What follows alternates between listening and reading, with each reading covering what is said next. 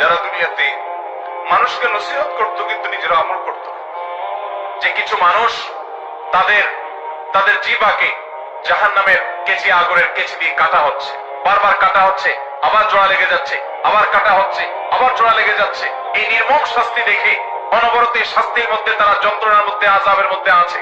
এই দৃশ্য দেখে নবী সাল্লাল্লাহু আলাইহি সাল্লাম জিবরিলকে বললেন যে এরা আবার কারা, তাদের কেন এই দুরবস্থা?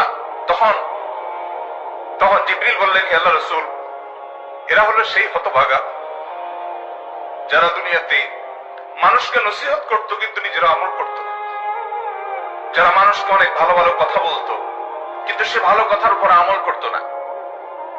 যে বক্তা, যে আলোচক, যে ওয়াইজ, যে লম্বা লম্বা লেকচার দেনেওয়ালা, যে হুজুর অনেক ভালো ভালো কথা বলতো কিন্তু নিজে আমল করত না, তাদের শাস্তি হচ্ছে।